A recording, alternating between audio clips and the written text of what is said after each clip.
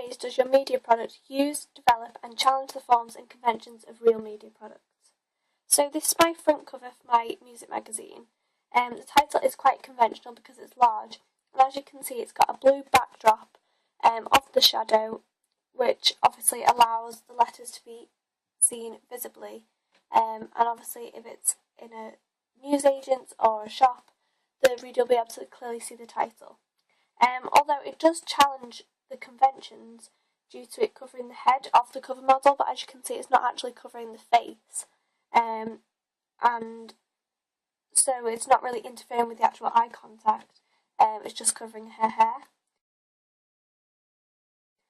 The actual image itself, the cover model, it is a medium close-up, which is conventional because most magazines do have this, and her eyes are clearly addressing the reader, so obviously that's going to directly, like I said, address the reader, and that obviously could be a potential customer, increasing the sales of the magazine recent.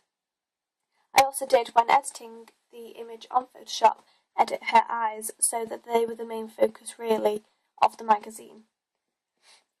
The colour scheme is also quite conventional due to other media products of the music magazine industry and just in general magazines, because the colour scheme keeps to three main colours: the blue, the purple and the pink. All these colours connote quite a feminine sense to it, sort of. Pinks obviously is a stereotypical colour of girls, but my magazine is aimed at females around the ages of 16 to 25, so I did use these colours to focus on my target market. The background does challenge the conventions of a magazine due to it not being a block colour. It is white at the background, but I've added these snowflakes, pink snowflakes, which obviously link to one of the main colour schemes of pink, and it links to the theme of winter, which is the issue is going to be December, so obviously that links to the theme of winter. The cover lines are conventional due to them being spaced out clearly.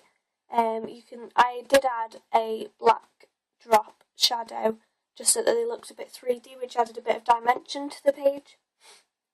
The word exclusive here, and also the named artists, obviously attract the reader if it's one of their favourite music artists or bands, but the word exclusive makes the reader want to purchase the magazine due to them being involved, and it's one of a kind sort of interview, as it says, exclusive in the studio with Ed Sheeran. The cover lines do challenge, as there isn't that many, there's only 6, including the actual main cover line for one of the main articles about Karina Clark, which my double page spread is on. I also made another cover page just because I wasn't sure which one I wanted to choose, and then I would ask people at the end, my classmates, a range of obviously different genders, just to see which one they preferred, and that will be concluded in my evaluation. But on this one it's very much the same, however the image is a close-up of the face, which obviously the eyes are more directly addressing the reader, as you can see, which isn't conventional, as magazines normally do have a medium close-up image, like on the first cover page that I made. The contents page, the layout is also conventional. It's got 3 columns, including the editor's letter. This is also, makes the magazine personal, it addresses the reader, and it just gives a sort of sense of personality. Plus, with it being the first issue, it's nice to have sort of a welcome. On the contents page is quite conventional, as it links to the title, as it is the same font obviously of the cover page, which is Impact.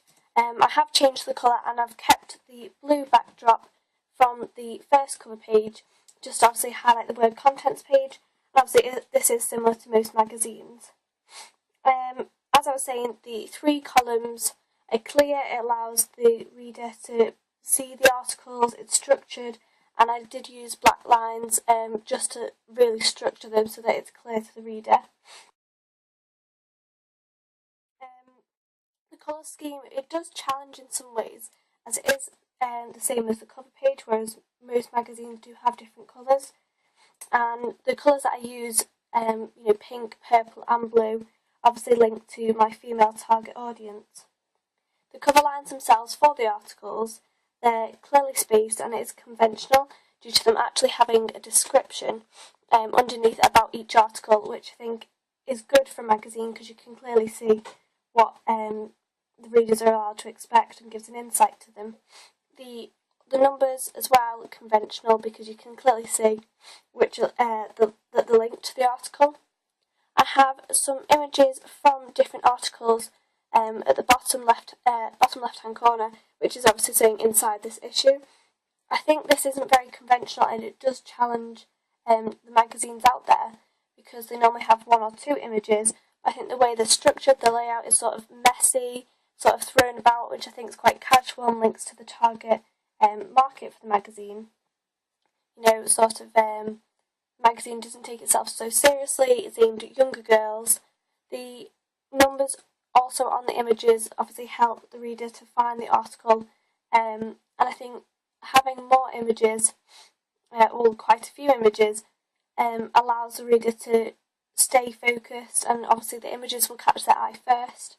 I wanted them to look quite structured, even though they are thrown about, so I added a blue border, and then I edited the pictures on Photoshop. So this is my double page spread. The actual image itself goes across the 2 pages, and obviously this challenges the conventions of a typical music magazine as well as other magazines, because normally they do just have one image on one page. I think it links the 2 pages together, and as it is a double page spread, obviously it will be across the 2 pages in the magazine, so I think that links together well. The layout itself, it is quite conventional as it does have 3 columns for the actual article interview, and this is only on 1 page, so it doesn't confuse the reader by having too much text listed across both pages. They can clearly just see the interview on 1 page. I used drop capitals and pull quotes from the interview, and the pull quotes obviously interest the reader as they can see the important vital bits of the magazine interview, and the pull quote is obviously conventional because most magazines do have it. The colour scheme again links to the magazine with the colour scheme, the pinks and the purple and the blue. However, I did incorporate another colour which was orange, and this links in with the model's hair being ginger and connotes happiness and sort of fieriness of the singer that's portrayed here. I think the title itself is large, it's in black with orange outlining, which links to the colour scheme as well. And the actual name of the cover, the model, Karina Clark, is down the side, so if the reader does not know who it is, they can clearly see. I used leaves as well, which I edited and inserted from Photoshop, and I think that just adds quite a wintry feel to the page, which obviously links to the theme and when the magazine will be out. But it also breaks up the actual white background itself, and I also had a pink text box over the words so that it was clear to see, and I did position the text around the actual model so the text didn't go over the model, and you can clearly see it. I think it makes the page look quite professional.